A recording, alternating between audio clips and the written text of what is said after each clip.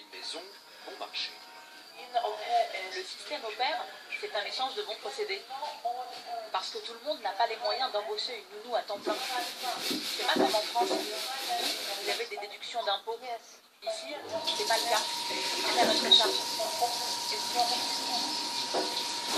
Fin de notre immersion.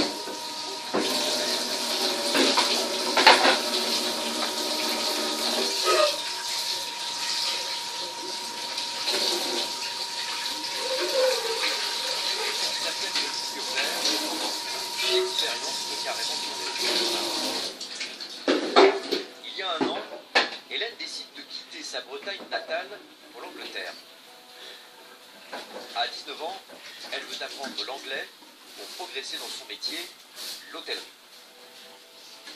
En quelques clics, elle déniche une famille d'accueil et se retrouve à Manchester, dans le quartier défavorisé d'Harper. Dès le début, les mauvaises surprises s'accumulent. Le chauffage ne fonctionne pas et les conditions d'hygiène sont précaires. Ça, c'est la façon dont j'avais le droit de prendre ma douche. Donc, j'avais un seau d'eau que je remplissais d'eau chaude avec le petit seau à l'intérieur pour me rincer en fait dès que je faisais mon enfant ou dès que j'utilisais mon gel douche. Et j'utilisais 2 seaux d'eau chaude comme ça par jour. Dans cette baignoire, on lavait l'enfant, on lavait le linge, on lavait... Tout le monde se lavait et donc on était rationnel. La mère de famille vit seule avec ses 5 enfants. Et avec son salaire de femme de ménage, elle peine à remplir le frigo.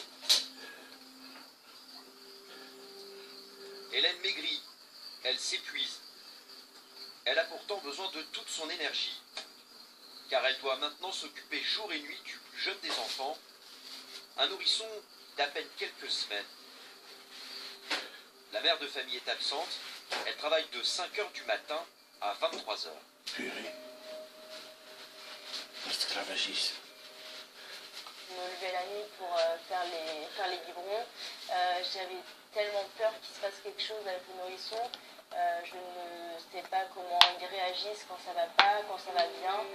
Quand ils pleurent, je fais mon nécessaire, mais au fond, voilà, je me sentais maman et un peu toute seule alors que la maison était pleine.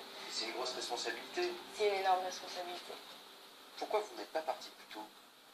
J'ai lié des liens avec cette petite et je ne me voyais pas en fait la laisser. Je ne savais pas si le jour où j'allais partir, quelqu'un allait arriver et la prendre dans ses bras, si quelqu'un allait pouvoir s'occuper d'elle. Alors que même moi, je me sentais très seule et j'y arrivais pas au fond. Mais voilà, c'est la petite qui m'a retenue pendant 3 semaines. Mais au bout d'un moment, je ne pouvais plus, ça devenait dangereux pour elle et pour moi.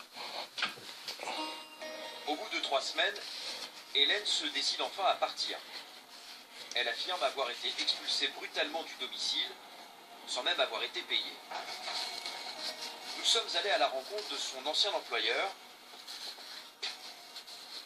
Cette femme d'origine camerounaise parle français. Bonjour. Je travaille sur les jeunes filles au père. Je crois que vous avez accueilli une fois une jeune fille au père. Oui. Ouais. Comment elle s'appelait? Hélène. Et comment ça s'est passé avec Hélène? J'étais déçu parce que j'étais choqué parce qu'il fallait qu'elle me donne pas. Je m'étais donné, c'est-à-dire, je l'avais adoptée comme ma fille, je comptais trop sur elle, mais elle m'a laissé en cours de route, ça m'a choqué. Menteuse. Ah ouais. Parce que J'ai eu une mauvaise expérience. elle aussi, elle dit que ça a été une mauvaise expérience chez vous. Pourquoi? Parce que vous lui avez confié votre bébé en permanence. Non, j'avais des filles. C'était des grandes filles de 14 ans, 15 ans. Elle sortait. Elle dit qu'elle travaillait du matin au soir, Non, que vous partiez. C'est du mensonge. C'est du mensonge. La mère de famille conteste le récit d'Hélène point par point. Nous lui proposons une interview. Elle refuse.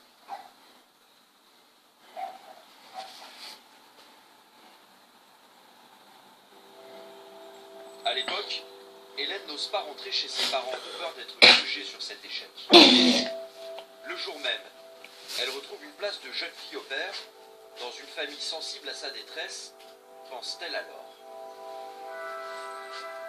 Le père, il me parlait beaucoup parce qu'il voulait vraiment que je sois à l'aise chez lui, que je sois très rassurée, que si jamais il y avait une question, il fallait que je me retourne vers lui et que je lui parle. C'est une figure paternelle rassurante pour une jeune fille, on peut dire? Au début, oui. Mais très vite, le père de famille se serait autorisé des comportements douteux à l'égard d'Hélène. La première fois, selon elle, c'est lors d'un trajet en voiture sur le chemin de la gare. Une fois, ça l'a Je suis touché. arrivée à la gare au moment où de se stopper et que je prenne mon train. Le père de famille met sa main sur ma cuisse et me dit ne t'inquiète pas, je suis là, tout va bien. Comment vous réagissez? Sur le coup, j'ai pas réagi du tout. En fait, j'avais juste envie de sortir de la voiture et de partir. Et c'est ce que j'ai fait. Aux gestes déplacés s'ajoutent des SMS. Chaque nuit, l'homme envoie à Hélène des dizaines de messages. Nous sommes si proches. Tu me fais tourner la tête avec ton sourire. Avant que tu rentres en France, on pourrait s'amuser, toi et moi. Bonne nuit. Au fil des jours, les SMS sont de plus en plus insistants. Le père de famille ne s'encombre d'aucune précaution pour les envoyer. Il y avait le papa, il y avait ses 2 enfants autour de lui et sa femme qui était juste à côté. Moi, j'étais de l'autre côté du canapé. J'étais sur mon téléphone. Et là, je reçois un message WhatsApp du père de famille me disant j'aimerais vraiment être sous avec toi un jour. J'ai été dehors prendre l'air parce que je me sentais pas du tout à l'aise. J'étais complètement perdue et là, j'ai vraiment senti qu'il y avait quelque chose qui n'allait pas du tout. Des mots insistants et des images explicites. Le samedi soir, le samedi où j'ai décidé de monter dans ma chambre, j'ai reçu une photo d'un stade de foot qui ressemble à un vagin, clairement. Donc, à la suite de celle-ci, j'ai reçu une photo de pied. On voit bien que c'est quelqu'un qui est allongé sur une autre personne. Donc là, j'ai clairement, dans ma tête, pété un plomb. Je me suis dit, mais où est-ce que je suis rendue? Hélène se sent en danger. 15 jours après son arrivée, elle décide de s'enfuir. Cette fois-ci, elle rentre en France, profondément choquée. Je m'en veux de m'être autant laissé faire, que ce soit par les messages, que ce soit par les gestes, que ce soit par les regards. Très très très frustrant de partir de France avec un gros caractère et d'être laissé à ça. Ah oui, c'est ça, hein. Ça va faire 1 an aujourd'hui. Ah, c'est triste. Et c'est quelque chose qui me bloque, c'est quelque chose qui me hante tout le temps, que ce soit la nuit, le jour. Voilà, c'est constamment dans ma tête. Si chaque détail est encore précis dans la mémoire d'Hélène, ça ne semble pas forcément être le cas pour le père de famille qui l'accuse. Sans rendez-vous, nous décidons d'aller sonner à sa porte.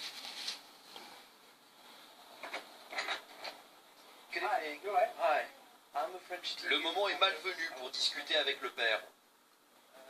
Même si sa femme est au courant des accusations de la jeune fille au père, qui lui a transféré tous les messages. Est-ce que vous vous souvenez de ces messages que vous lui avez envoyés? Attendez. Vous arrivez au milieu de la soirée et là vous nous dérangez. Est-ce que vous savez qu'elle vous accuse d'harcèlement sexuel? Nous n'aurons pas de réponse. Laissez-nous, s'il vous plaît. Au cours de notre enquête, nous avons contacté d'autres filles au père qui disent avoir été victimes de harcèlement sexuel. Des jeunes femmes pressées de vivre leur aventure à l'étranger et qui manquent parfois de vigilance lorsqu'elles répondent à une annonce sur Internet. En août 2016, Françoise pensait avoir trouvé le plan en or en Écosse.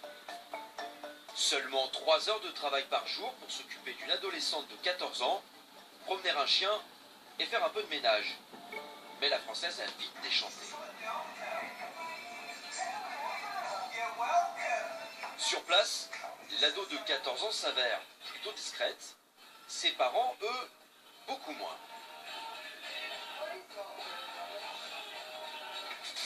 Le samedi, il s'exhibe en direct sur Internet lors de soirées improbables et très alcoolisées.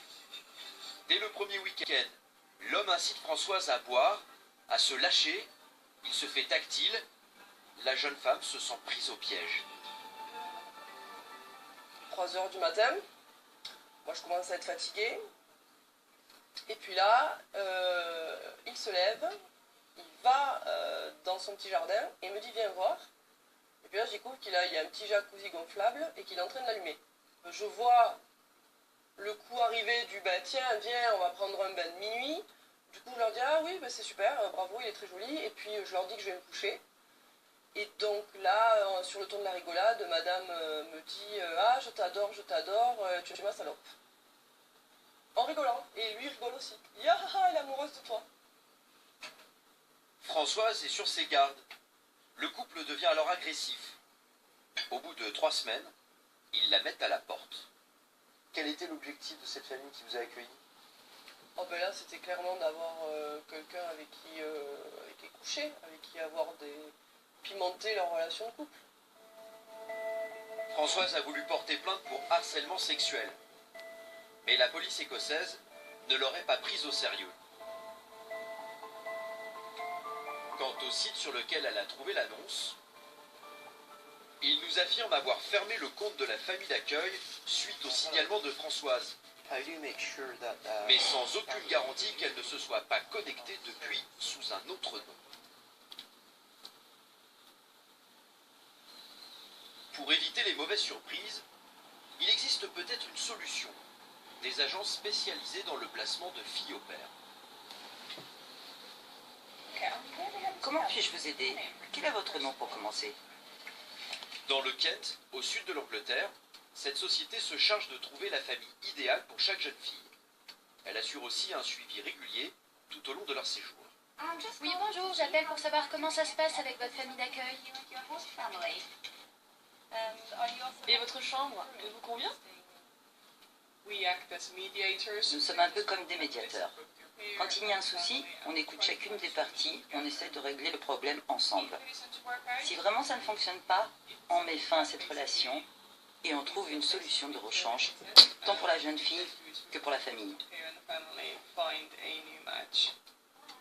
Ce service coûte 400 €. Coucou, ça va?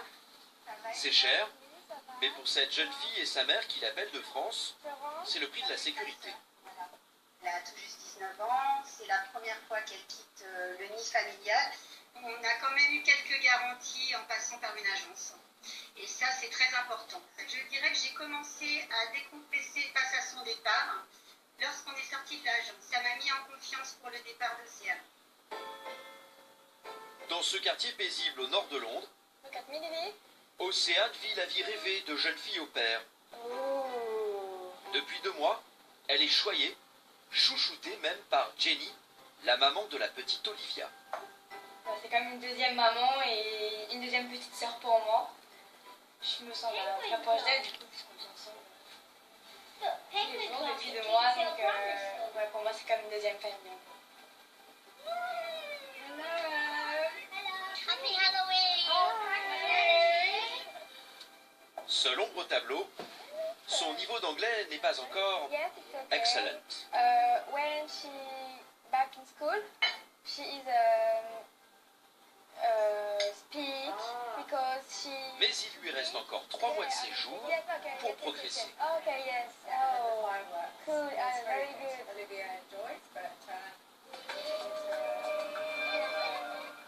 Cherche jeune fille au pair et plus si affinité enquête signée Sébastien Lafargue, Soigny Thiebaud et Bruno Marouani. Nous voici de retour au Belle Poule, cette ancienne maison close parisienne, devenue aujourd'hui à la fois un lieu de mémoire et un lieu de réception, mais cette fois en tout bien, tout honneur. Et c'est donc ici que j'ai le plaisir de vous recevoir. Nara Mriache-Bouhabi, bonsoir. Bonsoir. Vous êtes psychologue clinicienne et directrice de l'Organisation internationale contre l'esclavage moderne, autrement dit l'OICEM. Déjà, c'est quoi aujourd'hui l'esclavage moderne? On a de l'exploitation sexuelle, on a également de l'exploitation de la mendicité, du travail forcé, de la servitude domestique, donc différentes formes qui concernent des femmes, des enfants, des hommes de toute nationalité, de toute origine, et qui vont être exploités pour leur force de travail et qui vont être pris dans une situation avec une confiscation de papier, confiscation de liberté. On n'est plus dans un schéma de la traite négrière où les personnes étaient attachées, étaient sur des lieux particuliers, mais on est dans des systèmes tout à fait similaires où les personnes vont être privées de liberté, ne vont pas être payés, ne vont pas avoir de couverture sociale. Aujourd'hui, on a l'impression que les chaînes d'hier sont l'emprise psychologique. L'emprise psychologique, on la retrouve partout. On l'a retrouvée tout à l'heure avec les jeunes filles prostituées et leurs proxénètes. On les retrouve avec ces jeunes filles au père qui sont parfois prisonnières dans ce huis clos familial. D'où elle vient cette emprise psychologique? Là, on est vraiment dans une relation de dominant et dominé. C'est-à-dire que l'employeur, l'exploiteur, le bourreau va avoir petit à petit tous les pouvoirs sur la personne exploitée. Et elle va la priver de liberté, elle va lui confisquer ses documents d'identité. Mais comment on fait pour prendre tous les pouvoirs sur une autre personne, pour prendre son contrôle mental en quelque sorte? Petit à petit, on va la dégrader en lui adressant des paroles humiliantes, en l'insultant, en la dénigrant constamment. On va la déshumaniser d'une certaine manière, en la privant de relations avec l'extérieur, en la privant d'hygiène. On a eu des situations où les personnes n'avaient pas accès aux sanitaires, devaient demander pour aller aux toilettes. Elle va également la priver de nourriture. Et petit à petit, cette dégradation physique va également être psychique et la personne victime ne va plus s'autoriser à demander quoi que ce soit et va se renfermer dans cette situation, dans cette relation d'emprise qui va vraiment être un cercle vicieux. Ça veut dire quoi? Qu'on n'est plus capable de réagir dans ces cas-là? Parce que finalement, on se dit, quand on est dans une famille au pair, pour prendre l'exemple des jeunes filles au pair, ça se passe mal, je claque la porte et c'est terminé. C'est plus compliqué que cela. Nous avions reçu il y a quelques années une jeune femme du Guyana qui avait été recrutée par une famille française pour s'occuper des enfants. Et cette jeune femme était constamment avec les enfants. Elle ne parlait pas français, les enfants ne parlaient pas l'anglais, elle ne pouvait pas communiquer avec ses enfants. Elle passait des week-ends enfermée dans l'appartement avec les enfants lorsque les parents sortaient.